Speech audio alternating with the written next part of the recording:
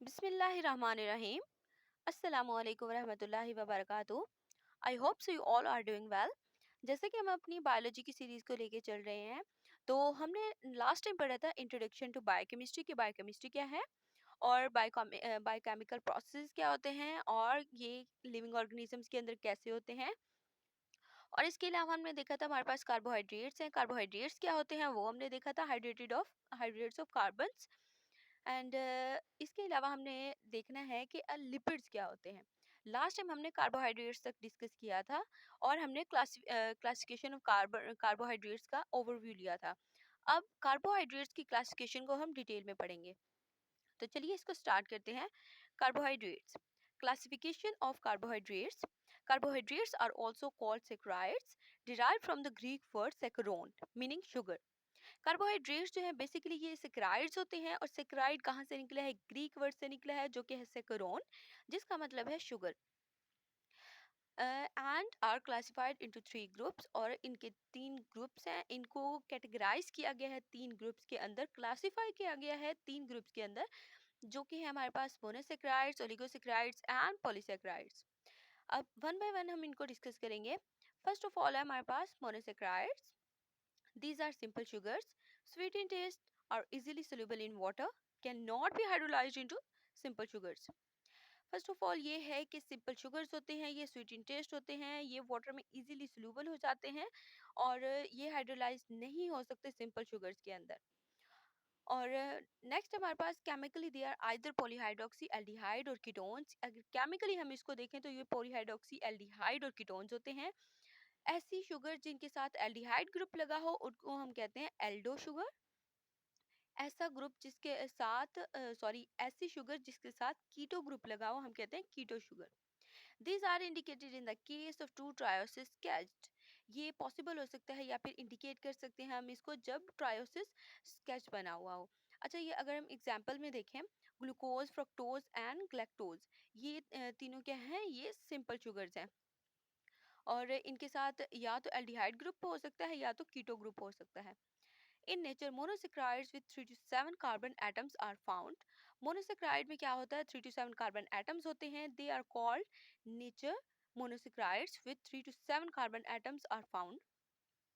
और basically nature में जो है मोनोसेक्राइड 3 to 7 कार्बन एटम्स होते हैं और ये नेचर में पाए जाते हैं. और इसके अलावा मोनोसेक्राइड जो है इसके बाद 3 to 7 कार्बन एटम जो होते हैं वो कौन कौन से होते हैं.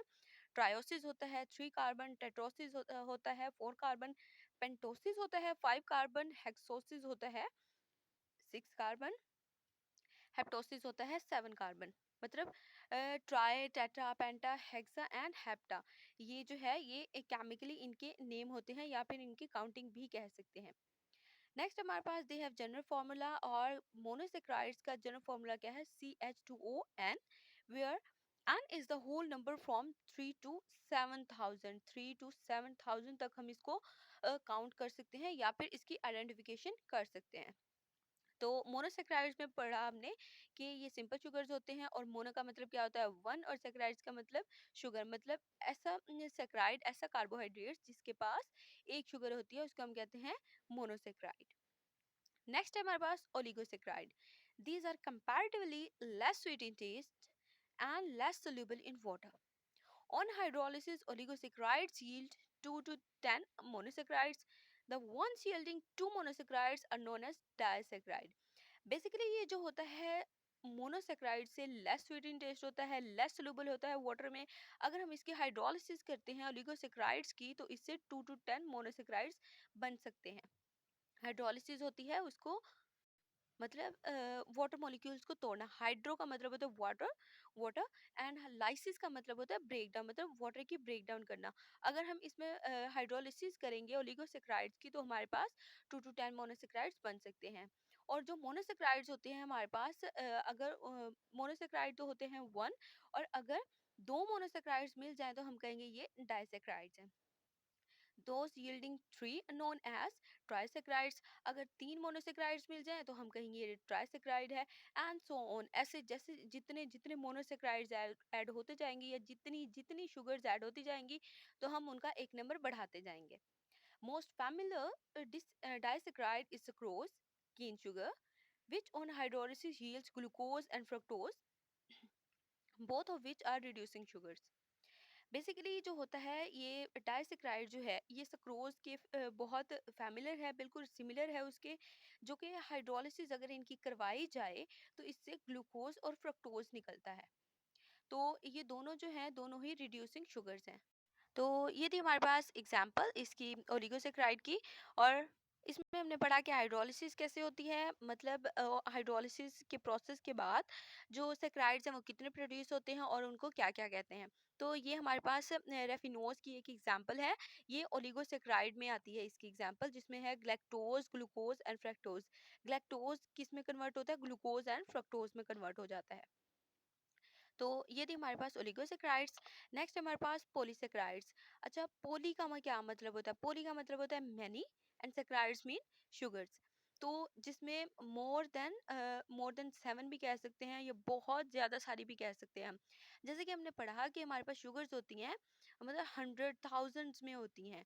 तो पोली का मतलब मैनी होता है और इनकी काउंटिंग हम नहीं कर सकते। Polysaccharides are the most complex and abundant carbohydrates in nature. Polysaccharides जो होते हैं एक तो ये कॉम्प्लेक्स हैं और बहुत ज़्यादा पाए जाते हैं नेचर में के अंदर। They are usually branched and tasteless, या तो ये ब्रांच भी होते हैं या फिर टेस्टलेस भी होते हैं। They are formed by several monosaccharide units several monosaccharide units linked by glycosidic bond. ये जो है बेसिकली ब्रांच होते हैं और टेस्टलेस होते हैं, और बहुत सारे मोनोसेक्राइड्स के यूनिट्स एक दूसरे के साथ मिलते हैं और ग्लाइकोसाइडिक बॉन्ड बनाते हैं, फिर बनता है polysaccharide. Polysaccharides have high molecular weights and are only spherically soluble in water. Polysaccharide जो है इसका हाई मॉलिक्यूलर वेट होता है और ये बहुत ही कम सोल्यूबल होता है वाटर के अंदर। Some biologically important polysaccharides are starch, glycogen, and cellulose, dextrins, agar, pectin, and chitin.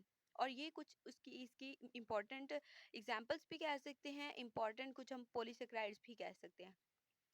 तो बेसिकली पॉलीसेक्राइड जो होते हैं वो कॉम्प्लेक्स होते हैं और बहुत ज़्यादा पाए जाते हैं नेचर में, और ये जो है ब्रांच भी हो सकते हैं, टेस्टलेस भी हो सकते हैं, और बहुत सारे मोनोसेक्राइड्स मिलकर, मोनोसेक्राइड्स यूनिट्स मिलकर एक पॉलीसेक्राइड बनाते हैं और ग्लाइकोसाइडिक बॉन्ड के थ्रू बनाते हैं। जो पॉलीसेक्राइड होता है उसका मॉलिक्यूलर वेट हाई होता है और ये स्पेरिकली सोल्यूबल होते हैं वाटर के अंदर। और कुछ बायोलॉजिकली एग्जांपल पढ़ी हमने, starch, glycogen, cellulose, dextrin, agar, pectin and chitin. और यहाँ पे इनके ये स्ट्रक्चर भी दिए हुए हैं। और एक और चीज़ कि आप लोगों ने स्ट्रक्चर में बिल्कुल भी कंफ्यूज नहीं होना, बस थोड़ी थोड़ी चेंजेस होती हैं इसके स्ट्रक्चर के अंदर। तो इसको आप एक बार ज़रूर देख लीजिएगा, इसे आप ज़्यादा अच्छे से अंडरस्टैंड कर सकते हैं। नेक्स्ट है हमारे पास पॉलीसेक्राइड्स की कुछ टाइप्स हैं, जो हमने कुछ पॉलीसेक्राइड्स पढ़े, उनमें से हम कुछ को डिस्कस कर लेते हैं। जो कि फर्स्ट है starch. It is found in fruits, grains, seeds and tubers. It is the main source of carbohydrates for animals. ये किन किन में पाया जाता है, फ्रूट्स में, ग्रेन्स में, सीड्स में, ट्यूबर्स में, और ये मेन सोर्स है एनिमल्स के लिए कार्बोहाइड्रेट्स का। मोस्टली एनिमल्स जो हैं वो कार्बोहाइड्रेट्स लेते हैं इन चीज़ों से, फ्रूट से, ग्रेन से, सीड्स से और ट्यूबर्स से। अच्छा, बेसिकली जो ह्यूमंस है ना वो भी इन्हीं चीज़ों से कार्बोहाइड्रेट्स लेते हैं डायरेक्टली एंड इनडायरेक्टली। जैसे हमारे पास ये ग्रेन्स हो गए, फ्रूट्स हो गए, इन सब से क्या मिलता है, स्टार्च। स्टार्च मिलता है ह्यूमंस को। On hydrolysis it yields glucose molecules. अगर हम इसकी हाइड्रोलिसिस करवाते हैं तो हमें ग्लूकोज मॉलिक्यूल्स मिलते हैं। Starch are of two types, amylose and amylopectin. Basically starch जो है वो हमारे पास टू टाइप्स का होता है, दो टाइप्स का होता है। एक होता है माइलोज और दूसरा होता है amylopectin. Amylose starch have unbranched chains of glucose and are soluble in hot water. Amylose जो होता है वो अनब्रांच होता है, उसकी चेन नहीं, अनब्रांच चेन ऑफ ग्लूकोज होती है। मतलब चेन तो होती है लेकिन वो ब्रांच नहीं होती, वो स्ट्रेट चेन होती है किसकी, ग्लूकोज की। और ये आराम से ये हॉट वाटर में सोलूबल हो सकता है। अब देखते हैं अमाइलोपैक्टिन क्या होता है। Amylopectin starch have branch chains and are insoluble in hot or cold water. Starch की blue color with iodine. Next हमारे पास अमाइलोपैक्टिन स्टार्च जो है वो एक तो ब्रांच चेन होती है, और दूसरा हमने बात की ना माइलोज की कि वो हॉट वाटर में सोलूबल हो सकते हैं, लेकिन अमाइलोपैक्टिन जो है ये हॉट वाटर में और कोल्ड वाटर दोनों में ही सोलूबल नहीं हो सकते। अगर हम स्टार्च का रिएक्शन करवाते हैं ब्लू कलर आयोडीन के साथ, सॉरी स्टार्च को मतलब कि स्टार्च का अगर हम रिएक्शन करवाते हैं आयोडीन के साथ, तो हमारे पास क्या कलर आएगा, ब्लू कलर अपेयर होगा। तो ये तो हमारे पास पॉलीसेक्राइड्स में स्टार्च। नेक्स्ट है पॉलीसेक्राइड्स के अंदर ही ग्लाइकोजन। ग्लाइकोजन क्या होता है, it is also called animal starch, इसको एनिमल स्टार्च भी कहते हैं। It is the chief form of carbohydrate stored in animals body. Glycogen chief form होता है कार्बोहाइड्रेट्स की, जो कि एनिमल्स के अंदर स्टोर होता है। लास्ट टाइम हमने जैसे स्टार्च को डिस्कस किया, वो भी उसको भी हम यूज कर सकते हैं, लेकिन ग्लाइकोजन जो है ये बहुत ही ज्यादा पाया जाता है किसमें, एनिमल्स के अंदर। It is found abundantly in liver and muscles through found in all animal cells. Basically ये पाया जाता है liver के अंदर और muscles के अंदर। वहाँ से बाकी जो animal के cell हैं, जितने भी cells हैं, उसको pass out किया जाता है through liver and cells. It is insoluble in water and gives red color with iodine. ये इंसोल्यूबल होता है वाटर के अंदर। जैसे हमने पढ़ा कि स्टार्च जो है आयोडीन के साथ अगर उसका रिएक्शन करवाते हैं तो वो ब्लू कलर देता है, लेकिन ये जो ग्लाइकोजन है अगर इसको रिएक्ट करवाएं हम आयोडीन के साथ, तो इसका कलर होता है रेड, रेड कलर अपेयर होता है इसका।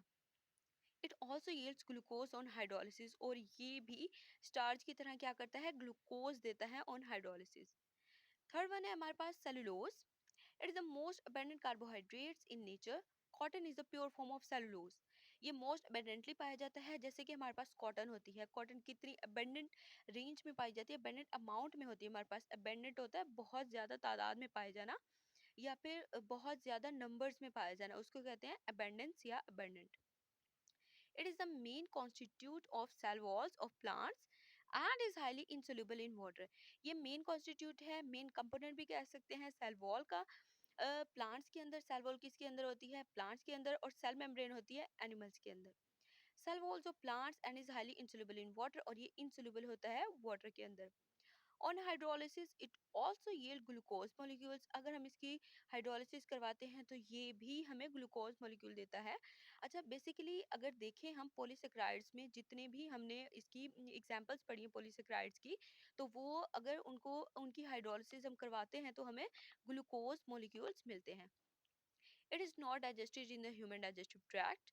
In the herbivores, it is digested because of microorganisms, that is bacteria, yeast, protozoa in their digestive tract.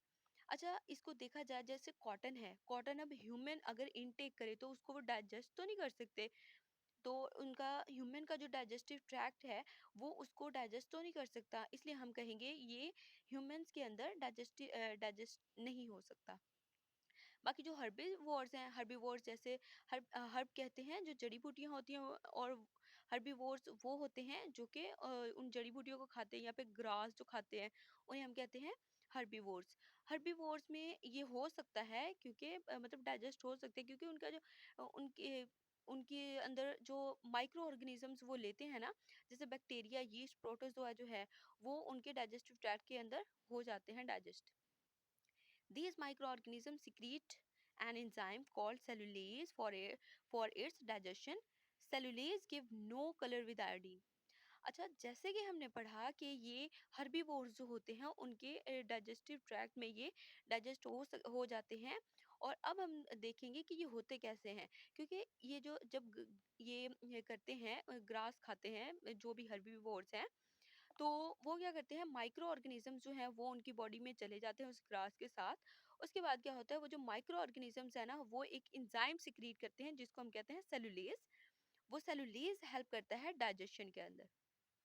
तो सेलुलेज को अगर सेलुलोज को अगर हम आयोडीन के साथ रिएक्ट करवाएं तो इसका कोई भी कलर नहीं होगा। तो ये थे हमारे पास कुछ polysaccharides, starch, glycogen and cellulose. Next हमारे पास लिपिड्स। लिपिड्स क्या होते हैं हमारे पास, लिपिड्स हमारे पास बेसिकली कुछ फैटी एसिड्स होते हैं। फैटी एसिड्स क्या होते हैं, fatty acids contain even numbers. Fatty acids के पास इवन नंबर होते हैं 2 to 30 of carbon atoms in straight chain attached with hydrogen and having an acidic group COOH, that is carboxylic group. Fatty acids के पास even numbers होते हैं carbon atom के, और इनकी chain straight होती है, और इनके साथ हाइड्रोजन अटैच होता है, और एसिडिक ग्रुप भी होता है जो कि है COOH, जिसको हम कार्बोक्सिल ग्रुप भी कहते हैं। दे में कंटेन नो डबल बॉन्ड, इनके पास डबल बॉन्ड नहीं होता और ये सैचुरेटेड फैटी एसिड्स होते हैं, और अप टू 6 डबल बॉन्ड्स। और इनके पास या फिर अगर ये अनसैचुरेटेड होंगे तो इनके पास 6 डबल बॉन्ड्स होंगे। दो कंडीशंस बताई हैं, इनके पास डबल बॉन्ड नहीं होगा अगर ये सैचुरेटेड फैटी एसिड्स होंगे, और इनके पास 6 डबल बॉन्ड्स होंगे अगर ये अनसैचुरेटेड फैटी एसिड्स होंगे। नेक्स्ट हमारे पास in animals the fatty acids are straight chain. Animals के अंदर स्ट्रेट चेन होती है इनकी, while in plants these may be branched और रिंग्ड। एनिमल्स के अंदर स्ट्रेट चेन और प्लांट्स के अंदर या तो ब्रांच होगी या तो रिंग स्ट्रक्चर में होगी। नेक्स्ट हमारे पास solubility of fatty acids in organic solvents and their melting points increase with increasing number of carbon atoms in chain। अगर देखिए फैटी एसिड सोल्यूबल कैसे होते हैं ऑर्गेनिक सॉल्वेंट्स में, तो ये होते हैं जैसे कि इनका मेल्टिंग पॉइंट है वो अगर ये उसके साथ रिएक्ट करते हैं, मतलब सोल्यूबल होते हैं ऑर्गेनिक सॉल्वेंट में, कैसे होंगे, इनका जो मेल्टिंग पॉइंट है वो इंक्रीज हो जाएगा अगर हम कार्बन एटम को इंक्रीज करवा दें चेन के अंदर। जैसे जैसे चेन के अंदर कार्बन एटम इंक्रीज होंगे तो इसके साथ साथ ही इनका मेल्टिंग पॉइंट भी इंक्रीज होता जाएगा, और जो फैटी एसिड्स हैं वो ऑर्गेनिक सॉल्वेंट्स में डिसॉल्व होते जाएंगे। नेक्स्ट हमारे पास पाल्मिटिक एसिड C16 है, is much more soluble in the organic solvent than butyric acid. और हमारे पास पाल्मिटिक एसिड होता है C16 जो कि ज़्यादा सोलुबल होता है किसके अंदर, ऑर्गेनिक सॉल्वेंट्स के अंदर, rather than butyric acid. Butyric acid से ज़्यादा पाल्मिटिक एसिड जो होता है वो ऑर्गेनिक सॉल्वेंट्स में सोल्यूबल होता है। The melting point of palmitic acid is 63.1 degree centigrade as against minus 80 degree centigrade for butyric acid। जो melting point होता है palmitic acid का वो होता है 63.1 डिग्री सेल्सियस, और ये कितना होता है मतलब -8 डिग्री सेल्सियस कम होता है butyric acid से। Next है fats containing unsaturated fatty acids are usually liquid at room temperature and are said to be oils। जो fats होते हैं वो unsaturated fatty acids contain करते हैं, और ये अगर रूम टेम्परेचर पे इसको हम देखें तो हम कहेंगे ये ऑयल है। मतलब ऑयल को अगर हम देखें तो वो रूम टेम्परेचर में फैट्स की ही एक एग्जांपल है या फिर फैट की ही एक फॉर्म है। Fats containing saturated fatty acids are solids. अगर फैट्स के पास सैचुरेटेड फैटी एसिड्स होंगे तो वो सॉलिड होगा। Animal fats are solid at room temperature whereas most of the plants fats are liquids. Animal fat जो होती है वो रूम टेम्परेचर पे क्या होती है, सॉलिड होती है। अच्छा, रूम टेम्परेचर कितना होता है, 37 degree centigrade, whereas most of the plant fats are liquids. लेकिन मोस्ट ऑफ द प्लांट्स में जो फैट्स होती है वो लिक्विड फॉर्म में होती है। Fats and oils are larger than water and have specific sorry यहाँ पे स्पेसिफिक आना है, स्पेसिफिक ग्रेविटी ऑफ अबाउट 0.8। जो फैट्स और ऑयल जो होते हैं वो वाटर से लाइट वेट होते हैं, क्योंकि वाटर जो है उसका वेट ज़्यादा होता है। इसके अंदर मतलब फैट एंड ऑयल का वेट ज़्यादा होता है वाटर से, और इसकी जो स्पेसिफिक ग्रेविटी है वो 0.8 होती है। They are not crystalline but some can be crystallize under specific condition. ये क्रिस्टलाइन नहीं होते लेकिन कुछ स्पेसिफिक कंडीशन होती हैं जब ये क्रिस्टलाइन हो सकते हैं। तो ये थे हमारे पास लिपिड्स। नेक्स्ट हम देख लेते हैं लिपिड्स की कुछ फॉर्म्स या types. Waxes are widespread as protective coating on fruits and leaves। Fruits और लीव्स के ऊपर जो क्या होती है, एक कोटिंग होती है। जैसे कि यहाँ पे हमारे पास हनी की एग्जांपल दी गई। यहाँ पे देखिए ये जो वैक्स बनी हुई है, ये जो कोटिंग बनी हुई है, इसको हम कहते हैं waxes. Some insects also secrete wax. जैसे ये हनी बी है, ये क्या करती हैं, ये वैक्स सिक्रिएट करती हैं जिससे हनी बनता है, और ह्यूमन जो है वो उसको यूज करते हैं। Chemically waxes are mixture of long chain alkene. ये जो मिक्सचर होता है वैक्सेस का, ये अल्कीन की लॉन्ग चेन बनती है तो ये वैक्स बनती है। इसके पास ऑड नंबर्स होते हैं कार्बन के, और उसका नंबर क्या होता है, C25 to C35 and alcohols. Next हमारे पास ketones and esters of long chain fatty acids. इसके पास कीटोन्स होते हैं और एस्टर्स होते हैं और लॉन्ग चेन फैटी एसिड्स होते हैं। Waxes protect plants from water loss and abrasive damage. Wax जो होती है वो हमारे पास एक प्रोटेक्टिव मटेरियल होता है प्लांट्स के अंदर, जिससे वो वाटर लॉस को या फिर उसके किसी भी डैमेज को या फिर एक्स्ट्रा वाटर लॉस को रोकता है। They also provide water barrier for insects, birds, animals such as sheep. अगर एनिमल्स के अंदर देखिए, जैसे प्लांट्स में हमने देखा कि वो उसको डैमेज से बचाता है और उसके वाटर लॉस से बचाता है। और अगर हम एनिमल्स में देखें, ये इंसेक्ट्स, बर्ड्स और मैमल्स जो हैं, इंसेक्ट्स, बर्ड्स और एनिमल्स जो हैं, जैसे कि एनिमल की एग्जांपल दी है शीप। शीप की जो स्किन होती है बाहर वाली, वो क्या करती है, वो उसको प्रोटेक्ट कर रही होती है। तो ये थे हमारे पास वैक्सेस। नेक्स्ट हमारे पास फास्फोलिपिड्स एंड टर्पिनॉइड, ये भी लिपिड्स की ही फॉर्म्स हैं। इसमें क्या है, phospholipids are derivative of phosphatidic acid which are composed of glycerol fatty acids. Phospholipids जो है वो डेरिवेटिव है, डिराइव हुआ है फास्फाटाइडिक एसिड से, जो कि बना है ग्लाइसरोल से और फैटी एसिड से और फास्फोरिक एसिड से। Nitrogenous bases such as choline, ethanol, amine and serine are most important components of phospholipids। हमारे पास कुछ नाइट्रोजनस बेसिस हैं जिन जो कि हैं कोलिन है, एथेनॉल, अमाइन है और सिराइन है। ये सारे इंपॉर्टेंट कंपोनेंट्स हैं फास्फोलिपिड्स के।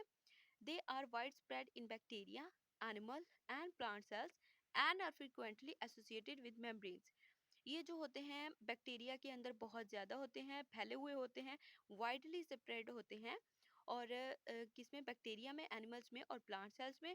और ये एसोसिएटेड होते हैं मेम्ब्रेन के साथ। मेम्ब्रेन के साथ ये जो फास्फोलिपिड्स होते हैं ना, ये जुड़े होते हैं। नेक्स्ट है phosphatidyl choline is one of the common phospholipid. हमारे पास जो फास्फाटाइडिलाइन कोलिन है वो बहुत ही कॉमन एग्जांपल है फास्फोलिपिड्स की। तो ये थे हमारे पास फास्फोलिपिड्स। नेक्स्ट है terpenoid. Terpenoids are very large and important group of compounds which are made up of simple repeating units, that is isoprenoid units. हमारे पास टर्पिनॉइड जो होता है वो वो क्या होता है, बहुत ही लार्ज होता है और इम्पोर्टेंट ग्रुप होता है किसका, जो कि बना होता इंपॉर्टेंट ग्रुप होता है जो कि बना होता है सिंपल रिपीटिंग यूनिट से, सिंपल शुगर से। जैसे कि इसकी एक एग्जांपल है आइसोप्रिनॉइड यूनिट्स।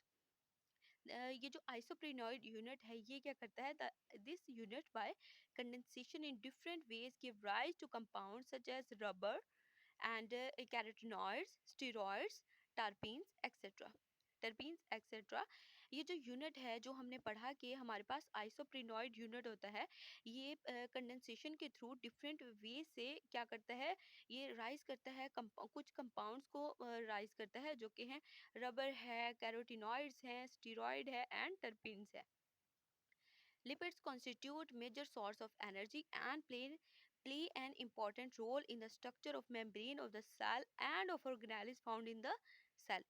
लिपिड जो होते हैं वो मेजर सोर्स है एनर्जी का, और इसके अलावा ये स्ट्रक्चर ऑफ मेम्ब्रेन भी बनाते हैं, सेल की मेम्ब्रेन का स्ट्रक्चर बनाते हैं और ऑर्गेनेलिस में भी ये पाए जाते हैं। They also provide insulation, mechanical protection and protection from water loss and abrasive damage. और इसके अलावा ये क्या करते हैं, ये इंसुलेशन प्रोवाइड करते हैं और मैकेनिकल प्रोटेक्शन प्रोवाइड करते हैं, और जो वाटर लॉस है उससे भी बचाते हैं और अब्रेसिव डैमेज से भी बचाते हैं। और ये है इसका स्ट्रक्चर। तो ये थे हमारे पास फास्फोलिपिड्स एंड टर्पिनॉइड्स और वैक्सिस। तो ये था हमारा आज का लेक्चर। होप सो आपको कॉन्सेप्ट्स क्लियर हुए होंगे। और कोई भी इशू हो तो आप कमेंट बॉक्स में पूछ सकते हैं। और लाइक, सब्सक्राइब और कमेंट करना ना भूलिएगा। दुआओं में याद रखिएगा। अल्लाह हाफिज़।